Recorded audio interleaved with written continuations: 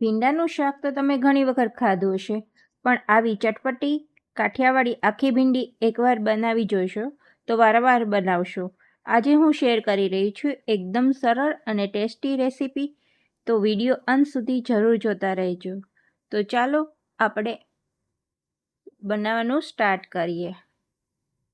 તો આ માટે મેં 250 ગ્રામ જેટલો ભીંડો લીધો છે અને ધોઈ અને કોરો કરી લીધો છે. પછી આપણે આવી રીતે કટ કરવાનો છે. તો આ રીતે આપણે બધા ભીંડા કટ કરી તૈયાર કરી લેશું.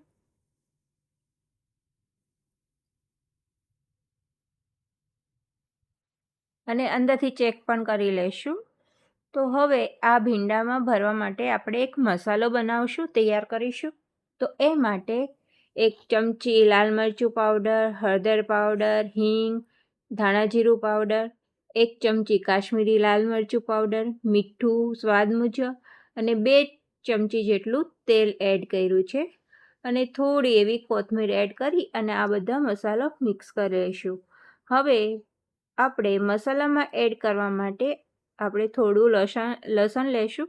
એ આ રીતે પહેલાં ક્રશ કરી લઈશું અને આ રીતે આપણે મસાલામાં એડ કરી દઈશું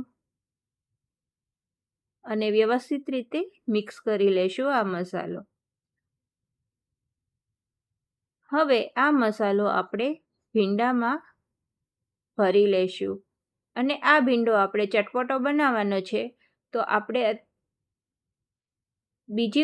આપણે પછી એડ કરવાનું છે. તો આ રીતે આપણે બધો ભીંડો ભરી અને તૈયાર કરી લઈશું. અને મસાલો વ્યવસ્થિત જ ભરવો, જેથી કરી અંદરથી મસાલાવાળી ભીંડી ટેસ્ટ સરસ આવે. તો આ રીતે આપણે બધા મસાલો ભીંડા ભરી અને તૈયાર કરી લઈશું.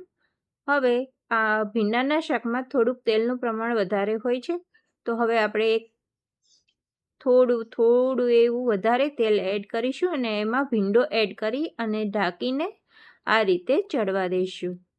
હવે આ રીતે ચડી જાય એટલે આપણે બીજી સાઈડ ચેન્જ કરી લઈશું. આ ભીંડો બનતા વાર નથી લાગતી, ફટાફટ બની જાય છે. અને અત્યારે ચોમાસામાં આપણને ચટપટું ગરમ ગરમ જમવાની ઈચ્છા થતી હોય તો તમે આ રીતે એકવાર ભીંડો બનાવી શકો છો. હવે આપણે ચટપટો ટેસ્ટ લાવવા માટે આ રીતે એક ટમેટું લઈશું અને એને આ રીતે ગ્રેટ કરી લઈશું. એનો પલ્પ આપણે યુઝ કરવાનો છે. તો આ રીતે આપણે પલ્પ તૈયાર કરી લઈશું અને આ પલ્પને આપણે થોડો ભીંડો ચડી જાય પછી જ એડ કરવાનો છે, પહેલાં એડ નથી કરવાનો, એ ખાસ ધ્યાન રાખવું. અને આ રીતે થોડી વાર સુધી એને આપણે ચડવા દઈશું ઢાંકીને અને આ વ્યવસ્થિત રીતે ચડી જશે. અને આનાથી આખો ભીંડાનો ટેસ્ટ બહુ સરસ અને આવે છે. તો તમે આવી રીતે એકવાર જરૂર ટ્રાય કરજો. હવે આપણે થોડી વાર સુધી ઢાંકીને ભીંડાને ચડવા દઈશું. આ રીતે આપણો ભીંડો ચડી જાય એ રીતે ચેક કરી લઈશું. તમે જોઈ શકો છો કે આપણો ભીંડો કેવો સરસ ચડી અને તૈયાર થઈ ગયો છે. તમે જોઈ શકો છો કેવો મસ્ત બની ગયો છે. તો છેલ્લે આપણે કોથમીર એડ કરીશું અને આ ભીંડો તમે એક વખત જરૂર ટ્રાય કરજો, બહુ સરસ ને ટેસ્ટી લાગે છે. અને આપણે આ ભીંડાને સર્વ કરીશું. તો જોતા જ મોઢામાં પાણી આવી જાય છે ને.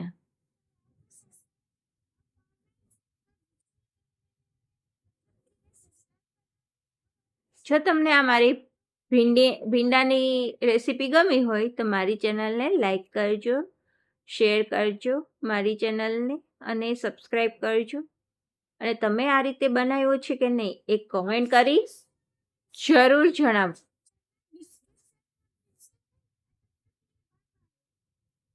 અને આ આપણે ભીંડાને સર્વ કરીશું ગરમ ગરમ ફુલકા રોટી સાથે. અને મેં કેરીનો રસ છે. તો ચાલો જમવા મસ્ત મસ્ત ભીંડાનું શાક નવી રેસીપી સાથે ફરી મળીશું. ત્યાં સુધી આવજો.